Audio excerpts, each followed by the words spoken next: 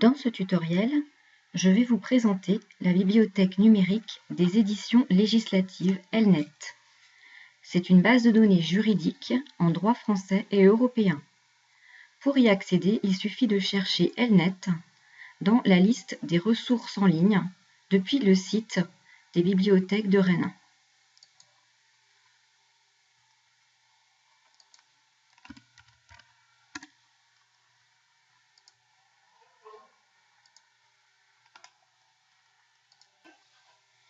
Il est nécessaire de cliquer sur le bouton Connexion afin d'activer l'abonnement et l'accès au contenu en texte intégral. ELNET offre des contenus riches dans des domaines aussi variés que le droit social, le droit des affaires, le droit des étrangers, la bioéthique ou encore le droit du sport. Mais elle ne couvre pas tous les domaines du droit. L'abonnement souscrit par l'Université de Rennes comprend la veille permanente,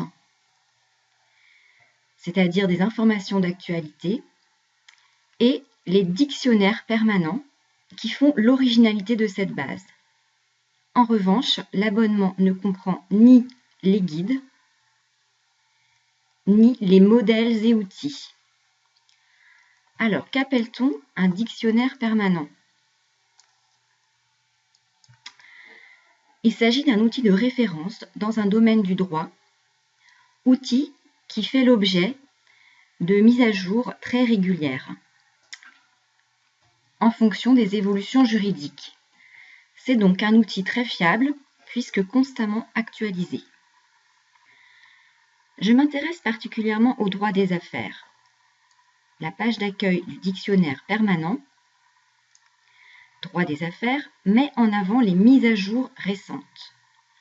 Le type de document est précisé par une codification propre à ELNET.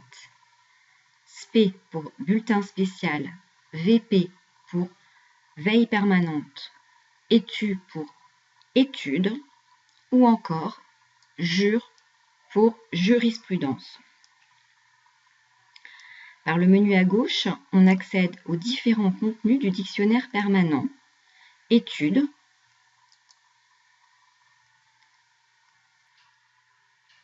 code,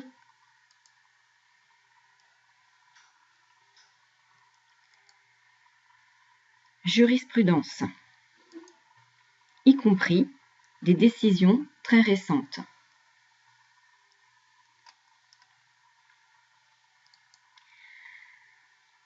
La table alphabétique générale est en fait un index des nombreux sujets traités dans le dictionnaire, avec des renvois, comme dans un dictionnaire ou une encyclopédie classique. C'est un bon outil de recherche thématique. Ainsi, je recherche des informations concernant la publicité pour le tabac. Une recherche à la lettre T m'amène sur le mot-clé tabac et différentes entrées telles que tabac débitant 2, tabac mécénat parrainage, tabac publicité. Dans cette étude sur la publicité, je vais trouver au titre 1, dans le chapitre 1 et à la section 2, des informations sur la publicité, sur le tabac et les produits du tabac.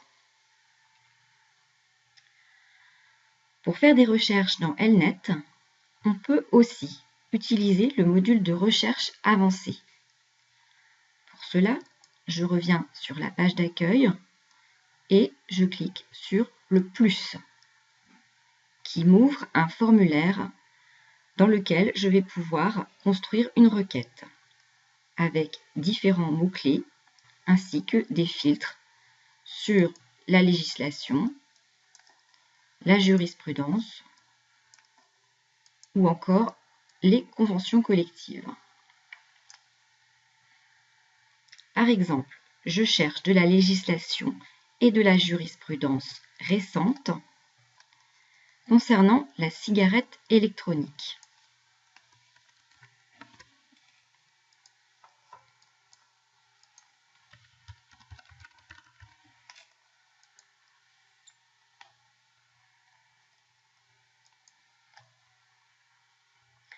J'obtiens 7 résultats qui sont triés par pertinence.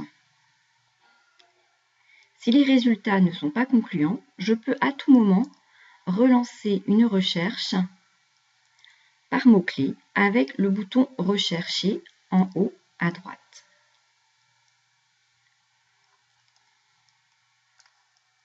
Chaque résultat pourra être imprimé, envoyé par mail ou classé dans un dossier dès lors que vous aurez créé un compte personnel, lequel vous permettra également de personnaliser, de paramétrer la page d'accueil selon vos préférences et de créer des alertes. Pour cela, il vous faut faire une demande au gestionnaire de ressources électroniques de l'université en envoyant un mail à l'adresse indiquée dans le site web ou dans votre ENT. Dans ce tutoriel, nous avons vu qu'Elnet était une base juridique très riche, permettant d'accéder à des études, de la législation et de la jurisprudence dans plusieurs domaines du droit. C'est une base qui demande un peu de pratique afin de bien comprendre comment les différents contenus s'articulent entre eux. Sachez qu'Elnet est accessible à distance 7 jours sur 7, 24 heures sur 24, en passant par votre ENT.